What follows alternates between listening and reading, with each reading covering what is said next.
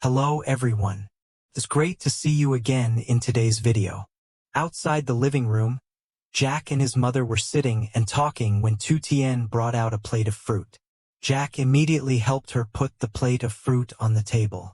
Jack told Tu Tien to sit down on the chair with him and his mother. He then said that the commune had sent him an invitation to a meeting and he would go for a while.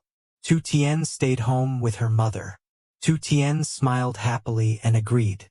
Then Jack suddenly looked down at Tu Tien's wet hair and asked, "Did you just call me?"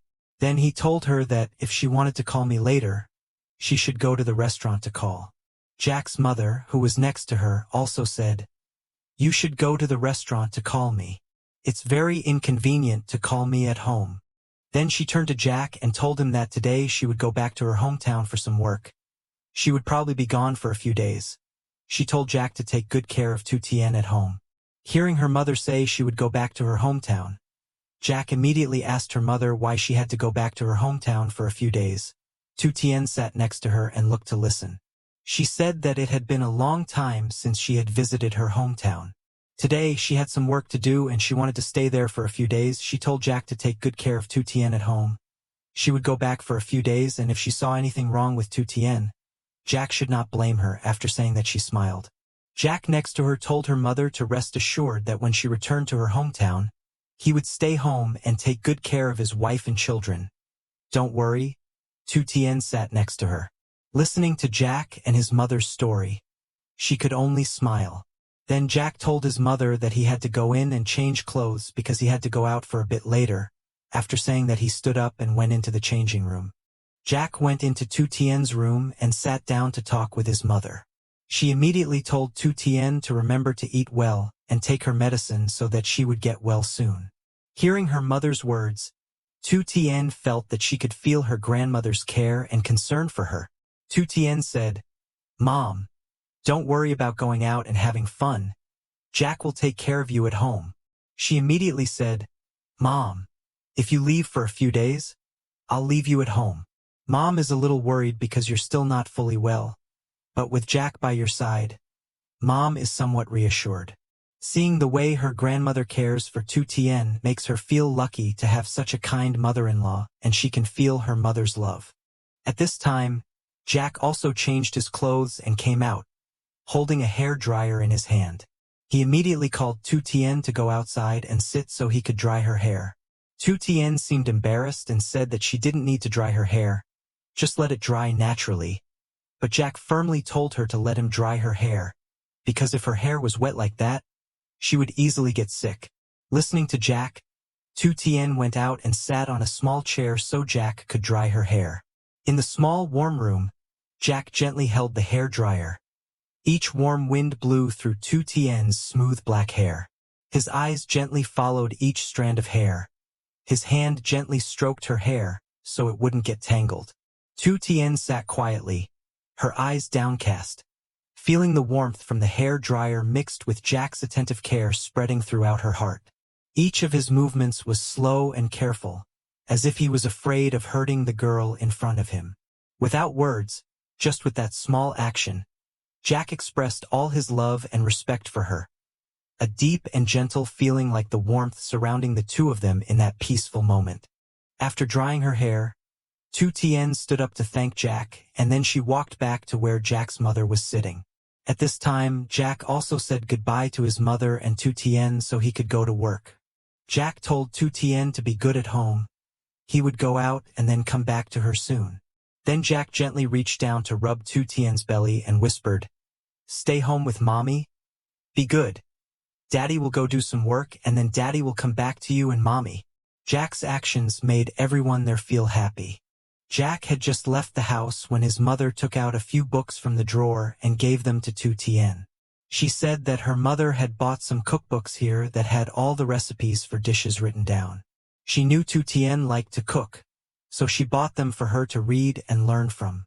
Tu Tien was very happy to receive her gift. The two of them sat down together and opened the book to read. Looking at the new dishes written in the book, Tu Tien read and said that one day she would cook these dishes for her uncle and Jack to eat. Jack's mother happily said that in this book there were many delicious dishes. Tu Tien would learn from them and cook them for the whole family to eat. Tu Tien happily smiled and read attentively. She really liked the cookbook. While the two were happily reading a book, the car came to pick up Jack's mother. She immediately told Tu Tien to stay home and she had to leave. Tu Tien stood up to say goodbye and was about to help her pull the suitcase out of the car. But her mother said no need to tell her to just sit, rest, and read a book. When she arrived, she would call her and Jack.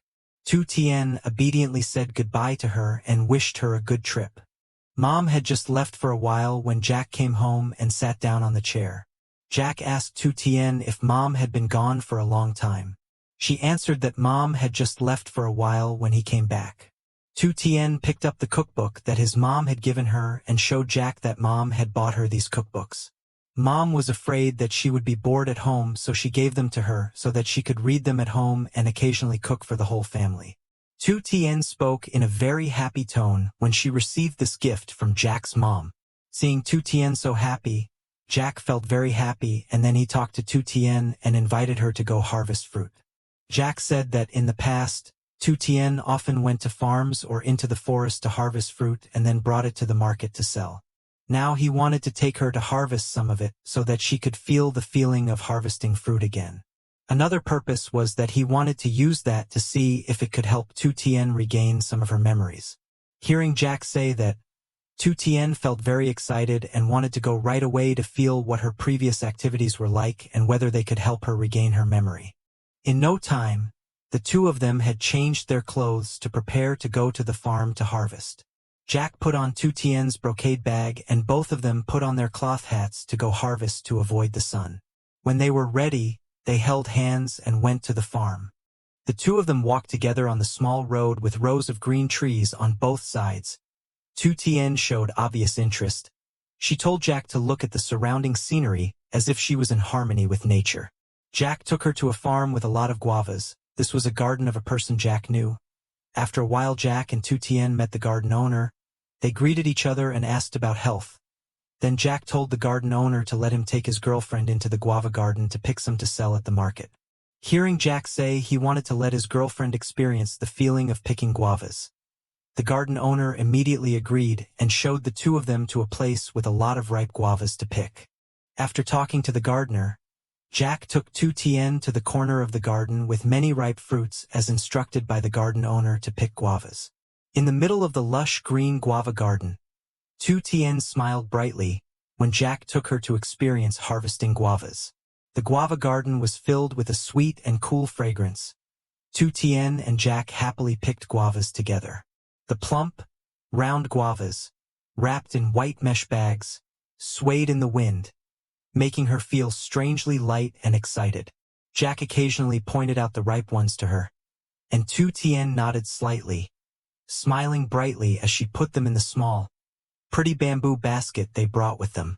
Jack stood high up, carefully picking each fruit and passing it down to her, while Tu Tien received it, holding it in her arms like a child eagerly exploring something new.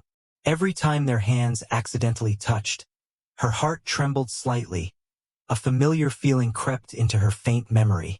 Jack looked at her, his gentle eyes filled with hope, hoping that through these simple moments, Tu Tien would gradually regain her lost memories and her deep feelings for him. When the two people had picked the fresh guavas and filled them into the bamboo basket, Jack told Tu Tien that now we will take these guavas to the market to sell, just like you did before.